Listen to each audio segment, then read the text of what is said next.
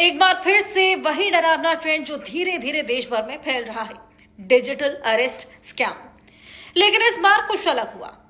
लखनऊ में पहली बार इस तरह के मामले में किसी साइबर ठग को कोर्ट ने 7 साल की सजा सुना दी। ये फैसला न सिर्फ पीड़ितों के लिए राहत है, बल्कि देश भर के ऐसे ठगों के लिए एक कड़ा संदेश।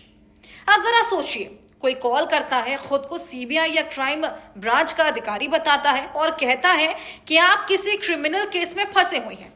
फिर धमकी देता है कि अगर आपने डिजिटल अरेस्ट नहीं माना तो पुलिस आपके घर पहुंच जाएगी। अब यही ट्रिक अपनाई जा रही थी अलग, और ऐसे ही ट्रिक अपनाई थी आरोपी पंकज शर्मा ने। दिल्ली के रहने वाले पंकज ने लखनऊ की एक महिला को कॉल किया और कहा कि उनके आधार कार्ड से मनी लॉन्ड्रिंग हो रही है। फिर एक लिंक भी भेज दिया। उस लिंक पर क्लिक करते ही महिला की स्क्रीन पर एक वीडियो कॉल चालू हो गई, जिसमें फर्जी अधिकारी नजर आने लगे। अब महिला घबरा गई। उन्होंने महिला को अब धमकाना शुरू कर दिया कि अगर उसने बताई गई रकम नहीं दी तो उसे तुरंत गिरफ्तार कर लिया जाएगा।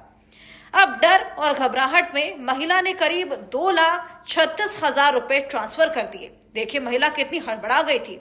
लेकिन यही चाल अब पंकज पर उल्टी पड़ गई। महिला ने हिम्मत दिखाई और साइबर थाने में रिपोर्ट दर्ज करा दी। जब जांच पड़ताल शुरू हुई तो लोकेशन ट्रैक हो गई और आखिरकार पंकज को गिरफ्तार कर लिया गया। अब लखनऊ की कोर्ट में उसे आईपीसी की अलग अलग धाराओं और आईटी एक्ट के तहत 7 साल की सजा मिल गई है। जेल और 10,000 रुपए का जुर्माना सुनाया गया है। और ये पहली बार है जब डिजिटल अरेस्ट जैसे नई साइबर फ्रॉड मामले में देश में सजा सुनाई गई है। इस केस का संदेश बिल्कुल साफ है, डराना, धमकाना और टेक्नोलॉजी के जरिए मासूम लोगों से पैसे ठगना अब आसान नहीं बचा।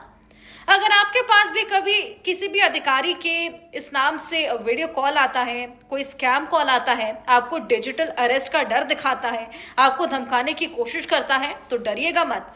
कॉल का स्क्रीनशॉट लीजिए और उसके बाद नंबर को नोट कीजिए। तुरंत साइबर क्राइम पोर्टल पर शिकायत कीजिए, क्योंकि अब सिस्टम जाग चुका है, अब लोग जागरूक हैं और साइबर ठगों की उल्टी गिनती शुरू हो चुकी है।